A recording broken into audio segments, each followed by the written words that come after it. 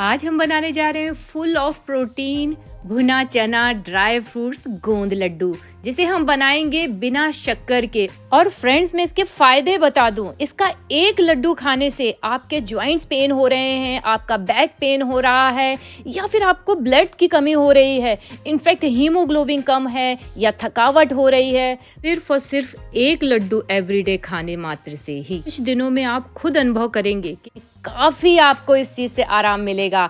जरूर ट्राई करें इस लड्डू की रेसिपी को। तो ये देखिए, ये मेजरमेंट के लिए मैंने 1 कप का इस्तेमाल किया है। इस तरीके से आप कोई भी कटोरी वगैरह भी ले सकते हैं, उसका इस्तेमाल कर सकते हैं। तो ये रहे हमारे इंग्रेडिएंट्स। तो हम चलिए बना लेते हैं, और चाहे तो आप इसमें थोड़े बहुत और भी ड्राई फ्रूट्स ऐड कर सकते हैं। आज हम बनाने जा रहे हैं भुने चने के आटे के लड्डू। तो ये देखिए, इस तरीके से भुने चने मार्केट में आते हैं, नहीं हो तो आप भून सकते हैं। और ये इनमें छिक्कल लगा होता है, तो इस तरीके से आप क्या करें, छिक्कल निकाल लें। और छिक्कल निकले हुए आते हों तो और भी अच्छा है। तो अगर आपके पास इस तरीके के चने हों तो ठीक है, और नहीं है तो नॉर्मली क्या होता है कि भुने चने का आटा भी आता है। तो इस तरीके से मार्केट में आप आटा मंगा सकते हैं। और ये देखिए, मैंने 1 कप लिया है भुने चने का आटा। फ्रेंड्स, इसे हमारे यहाँ सत्तू बोला जाता है। आपके यहाँ क्या बोला जाता है, कमेंट करके मुझे जरूर बताइए।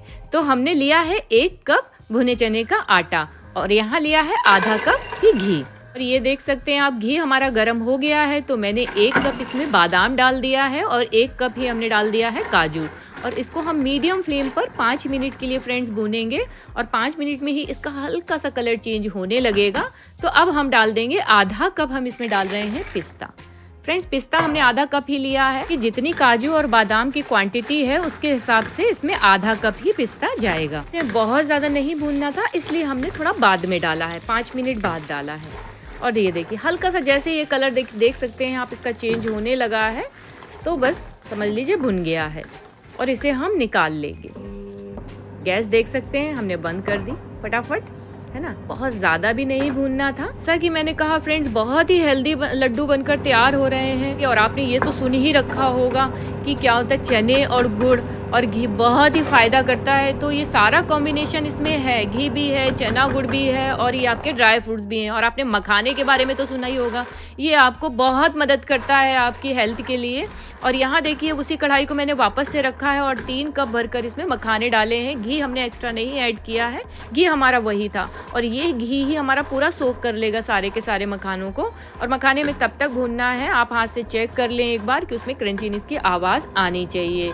और ये लीजिए, और ये ऐसी चीज़ें मैंने इसमें मिलाई है ना, कि इसमें कोई भी ऐसी चीज़ नहीं कि जिससे आपको अनहेल्दी हो। इसमें चाहे वो गोंद हो या मखाने हो या ये ड्राई फ्रूट्स हो या गुड़ हो या घी हो, आप ये तो जानते ही हैं, ये सारी ही चीज़ें बहुत ही हेल्दी होती हैं। ये कहीं ना कहीं आपके शरीर में थोड़ा बहुत कमियां हो रही हैं, जोड़ों के दर्द हैं, या आपका थोड़ा सा हीमोग्लोबिन कम हो रहा है, आपके थकावट आ रही है, या आपको थोड़ा सा वीकनेस आ रही है, तो इन सभी चीज़ों को आप मतलब इससे थोड़ा बहुत तो कंट्रोल कर ही सकते हैं, है ना। तो ये आप अगर बच्चों को खिलाते हैं तो उनके लिए भी बहुत फ़ायदेमंद है। और मैं इस तरीके से बना रही हूँ कि ये इतने टेस्टी और इतने अच्छे लड्डू बनकर तैयार होंगे ना, कि बच्चे तो इसे बड़े चाव से खाएंगे। और ये आप जानते हैं कि बच्चे इजीली ड्राई फ्रूट्स के लड्डू नहीं खाते हैं। हम तो खा लेंगे क्योंकि हेल्दी हैं, पर बच्चे नहीं खाएंगे। तो इस चीज़ का हमें ध्यान देना है कि इस तरीके से बनाएं कि बच्चे भी आसानी से खा सकें। तो अब देखिए, ये मखाने तो भुन गए हैं। तो अब मैंने वापस से 2 टेबल स्पून इसमें घी डाला है, और अब हम इसमें भुनेंगे गोंद को भूनने के लिए आपको थोड़ा सा ध्यान देना है कि ये थोड़ी भी कच्ची नहीं रह जाए। तो जैसे ही आप इसको डालेंगे ना, तो ये फूलने लगती है, सारी गोंद आपकी फूल जानी चाहिए। अगर गोंद कच्ची रह गई तो वो दांतों में चिपकेगी और सही से नहीं आएगी। और गोंद जैसे ही ये फूल जाएगी तो बहुत ही क्रंचीनेस और बहुत ही अच्छा टेस्ट लाती है। और ये देख सकते हैं हमारे सारे के सारे ड्राई फ्रूट लगभग भुन गए हैं। देखिए, थोड़ा सा कढ़ाई में घी भी बाहर निकल आया था, तो मैंने क्लीन कर दिया, वरना जलने लगता है। तो अब मैं इसमें डाल रही हूँ 1 कप भरकर ड्राई कोकोनट का बुरादा, है ना। इसे भी हम मीडियम फ्लेम पर 3 से 4 मिनट के लिए फ्रेंड्स भूनेंगे, बहुत ज्यादा नहीं इसे भूनना है। ये देखिए, 3 से 4 मिनट में ही इसमें अच्छे से खुशबू आने लगी है।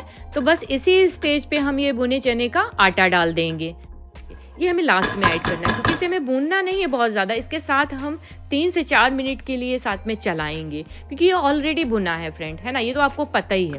तो इसलिए हमें बहुत ज़्यादा इसे नहीं करना, बस इसमें थोड़ी सी और भी इसकी खुशबू इन्हेंस हो जाएगी, इसलिए इसे मैंने दोबारा इस पर डाल दिया है। और ये लीजिए ये हो गया है। तो अब हम गैस को बंद कर देंगे और फ्रेंड्स हम क्या करेंगे, अब इसे एक बर्तन पर निकाल लेंगे और कढ़ाई को खाली कर देंगे, क्योंकि हमें इसमें बाकी के काम भी करने हैं और हम सारे काम इसी कढ़ाई में करेंगे। हमें बहुत ज्यादा बर्तन नहीं करने हैं, बिल्कुल इजी मेथड से सारे प्रोसेस हम करते जा रहे हैं। स्टेप बाय स्टेप आप भी इसी तरीके से करेंगे तो बहुत ही फटाफट हो जाना है, बहुत ही ईजी तरीके से आपकी रेसिपी तैयार हो जाएगी। और ये देखिए अब हमने क्या किया है, 2 टेबल स्पून भरकर इसमें ली है पुस्ता दाना, और ये आप जरूर डालें फ्रेंड्स, ये भी बहुत ही हेल्दी होता है और ये सर्दियों में तो स्पेशली बहुत ही फायदा करता है। तो ये देखिए हमें बहुत ज्यादा इसे नहीं भूनना है, 3 से 4 मिनट ही हम इसे मीडियम फ्लेम पर भूनेंगे। और इसे देखिए हमने आटा तैयार किया था ना, उसी पे हमने इसे पलट दिया है। तो इसमें देखिए हमारा ये पुस्ता दाना भी मिल गया है, इसमें हमारा भुने चने का आटा भी हो गया है और इसी में ही हमने कोकोनट का बुरादा मिला दिया है, क्योंकि ये सारी चीजें हमने इसलिए अलग कर दी हैं, हमें इसे नहीं मिक्सर ग्राइंडर में इसे ग्राइंड करना है, इसलिए हमने इसे साइड में किया है। और अलग अलग ही चीजें करनी है, क्योंकि कुछ चीजों को हमें पीसना है और कुछ को हमें नहीं पीसना है। ये देखिए मैंने भुने बुनाए मखाने इसमें डाल दिए हैं अपने ग्राइंडर में, और इसे हमें बिल्कुल से इसका आटा नहीं तैयार करना है ना, ऐसे पीसना है कि इसमें थोड़े से चंक्स दिखें। तो ये देखिए मैं इस तरीके से चला रही हूँ अपने ग्राइंडर को कि रुका रुका कर, थोड़ा सा चलाएंगे फिर रुकाएंगे, फिर थोड़ा सा चलाएंगे फिर रुकाएंगे। तो इससे क्या होगा, आपका ये पाउडर फॉर्म में नहीं बनेगा और थोड़े से चंक्स रह जाते हैं ना ड्राई फ्रूट्स के, तो ये खाने में ना बहुत ही टेस्टी लगते हैं। और चाहे तो आप इसे नाइफ वगैरह से भी थोड़ा सा चॉप कर सकते हैं, थोड़े बड़े बड़े से दिखेंगे, लेकिन प्रॉब्लम क्या है कि बच्चे नहीं खाते हैं इजिली ड्राई फ्रूट्स हमारे, तो इसलिए हमें इस तरीके से अगर करेंगे ना तो ये थोड़े से चंक्स रहेंगे, बहुत ज्यादा बड़े बड़े से नहीं दिखेंगे। देखिए इस तरीके से ये बनकर आ जाएगा, तो इससे क्या होगा, बच्चों की भी टेंशन नहीं है, बच्चे भी इसे इजिली खा लेंगे। और ये इतने हेल्दी होते हैं कि हमें लगता है ना कि हमारे बच्चे भी ड्राई फ्रूट्स की चीजें खाएं, और पर बच्चे हमारे ड्राई फ्रूट्स नॉर्मली पसंद ही कहाँ करते हैं। तो अगर इस फॉर्म में और इस मेथड से, इस तरीके से अगर आप बना कर खिलाएंगे तो हर एज ग्रुप के लोग खा सकते हैं, चाहे वो बूढ़े हों या बड़े हों या बच्चे हों। गारंटी है ये इतने टेस्टी और इतने हेल्दी होते हैं ना कि आप सभी को खिलाएंगे, सभी बड़े चाव से खाएंगे इसे। तो बस फ्रेंड्स हम इसी प्रोसेस से अपने सारे ड्राई फ्रूट्स को ग्राइंड करके और इस आटे पे मिलाते जाएंगे। और ध्यान देना है हमें गोंद को इसके साथ में नहीं पीसना है, ठीक है ना। तो ये देखिए बाकी के ड्राई फ्रूट्स भी हम इस तरीके से कर लेंगे।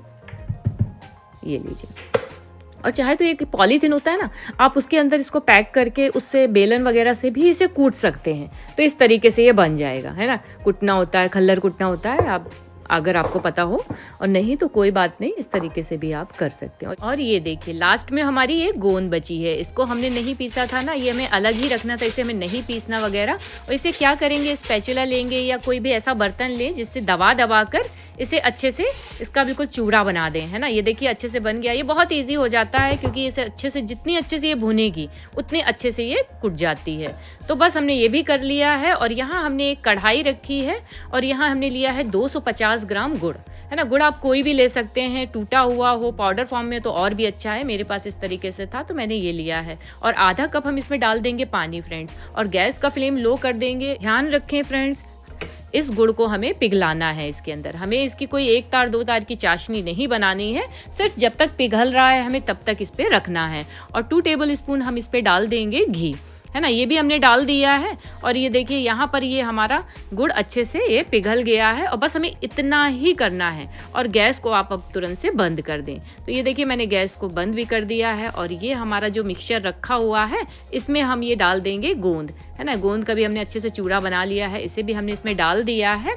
और फ्रेंड्स मुझे ऐसा लग रहा है कि शायद हम इस पे जो नीचे चीज़ें पड़ी हैं वो अच्छे से मिक्स नहीं कर पा रहे हैं, है ना। तो अब मैं क्या कर रही हूँ, जो ये थाली थी वापस से मैं इसी में इसे पलटे दे रही हूँ, डाल दे रही हूँ, और अच्छे से इसे हमें सारी चीज़ें मिक्स कर देनी है।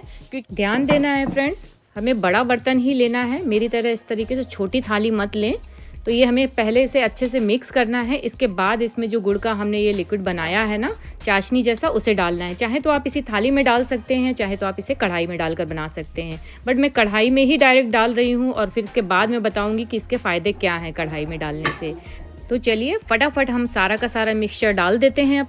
आप देख सकते हैं गैस पे हमारी कढ़ाई रखी जरूर है पर गैस हमारी बंद है। फ्रेंड्स, हमारे लड्डुओं की तैयारियां हो गई हैं पूरी।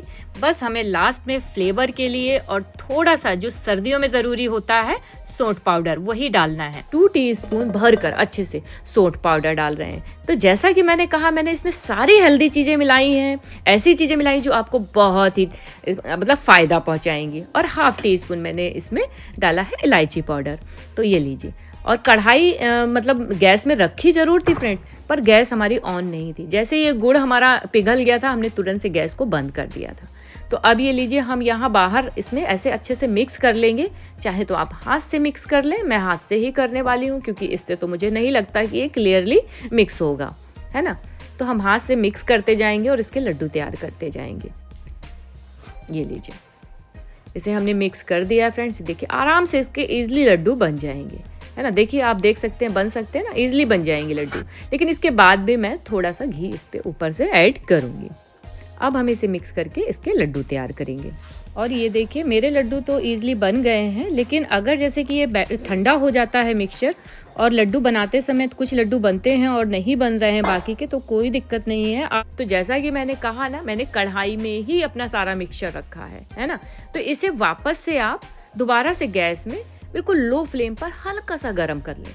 तो जो भी आपका घी वगैरह ठंडा हुआ है वो वापस से पिघल जाएगा और लड्डू आपके बन जाएंगे। तो ये देखिए, आप देख सकते हैं मैंने कितने आसानी से लड्डू इसके तैयार कर लिए हैं फ्रेंड्स। और ये मेरी क्वांटिटी है लड्डुओं की। आप चाहें तो इसे बढ़ाकर ज़्यादा भी बना सकते हैं और कम भी बना सकते हैं। और इसे आप स्टोर भी कर सकते हैं फ्रेंड्स। ये लंबे समय तक चलते हैं और बहुत ही हेल्दी और बहुत ही टेस्टी बनते हैं। आप इस तरीके से एक बार इन लड्डुओं को प्लीज़ बना कर देखिए, आपको इसके फ़ायदे ज़रूर नज़र आएंगे। और नज़र आएंगे तो आप इन्हें हमेशा बनाएंगे। तो अगर मेरी रेसिपी, मेरा तरीका आपको पसंद आ रहा हो तो प्लीज़ लाइक, शेयर और सब्सक्राइब ज़रूर करें। इससे मुझे बहुत मोटिवेशन मिलता है और मैं इसी तरीके से आप सभी के साथ यूनिक रेसिपीज़ लाती रहूँगी। और फ्रेंड्स, एक बार इसे बनाकर ज़रूर देखिए और कैसी बनी और कैसी खाने में लगी मुझे कमेंट करके ज़रूर बताइए। मिलते हैं हम नेक्स्ट वीडियो पर।